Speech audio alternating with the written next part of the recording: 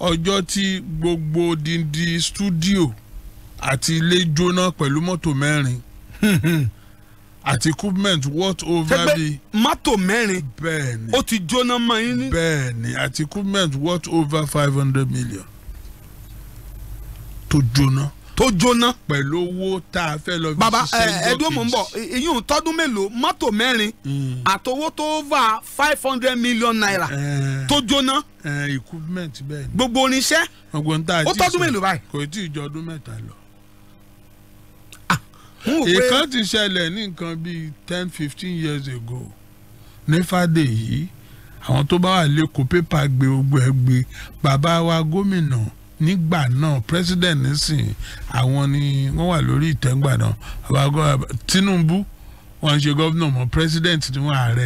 nígbà náà gómìnà ni wọ́n nígbà tí ìṣẹ̀lẹ̀ yẹn kọ́kọ́ ṣẹlẹ̀ sí mi ní fàdé yìí tó ṣe wá ṣẹlẹ̀ ní 3 years ago yìí tó yẹ pé kò tiẹ̀ sí nǹkan kan kò sí nǹkan kan mọ́ Ọlọ́run ló gbé wa dìde. ẹni ká sọ ni àbí láwọn ọjọ́.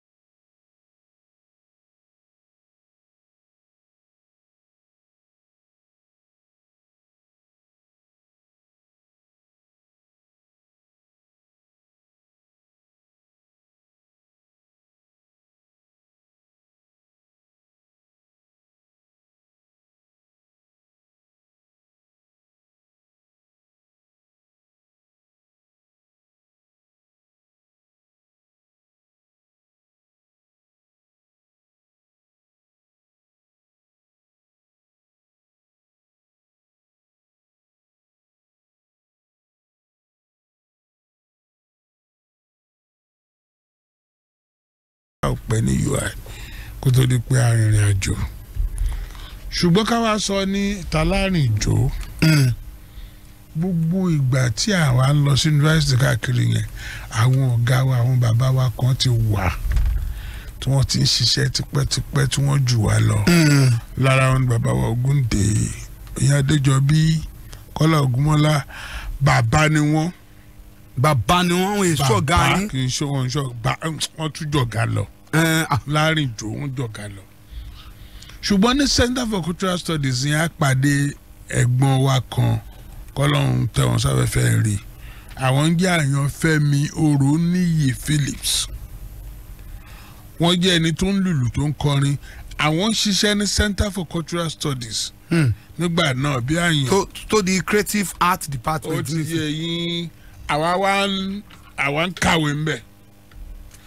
ṣùgbọ́n nígbà tí wọ́n rí wa tó gbá àwọn táwọn rí tó bá bọ́ síta ní iṣẹ́ òṣèré yìí gan-an yàtọ̀ sí gẹ̀ẹ́sì yìí ó tún máa le díẹ̀ o wọ́n wá pè wá èmi àti ẹ̀gbọ́n mi kan Yẹmí Rẹ̀mí pé ẹjọ́ a ní gúrùpù kan láì ṣe tíátà tẹ́ bá ti ráyè ẹ jẹ́ kájọ máa ṣe ńgbà tó Ọlọ́run ó gbé ògo fún ọ̀lẹ àpàdé ńgbà tá a wá pàdé bàbá wa yẹn ni wọ́n jẹ́ ọkọ fún ìyá Rainbow àwọn ni wọ́n dá iléeṣẹ́ ńlá kan tá à ń pè ní Òṣùmàrè travelling theatre alẹ̀ Àyànfẹ́mi Phillips Àyànfẹ́mi Oróníyì Phillips so tá bá fẹ́ sọ̀rọ̀ nípa àrìnjó alárìnjó ẹni tí mo lè pè lọ́gàá mi nìyẹn ní Àyànfẹ́mi Phillips tó jẹ́ ọkọ màmá Rainbow. bẹ́ẹ̀ni tá a bá wá fẹ́ sọ ní Gẹ̀ẹ́sì ní gbogbo ibi tá a ti lọ àti gbogbo ìwé tá a ti kà á sọ pé àwọn professors doctors ní yunifásitì káàkiri àwọn ni ọ̀gá wa kọ́kọ́. ṣùgbọ́n iṣẹ́ yìí a mú láti kékeré láti gbàdá ti wà ní sùkúùlù. ó ti tọ́dún mélòó tẹ̀ ti ń ṣe. lórúkọ Ọlọ́run ní ọ̀sẹ̀ tá a wà yìí ló pé 52 years tá a bẹ̀rẹ̀ iṣẹ́ yìí. tẹ́ bẹ̀rẹ̀ iṣẹ́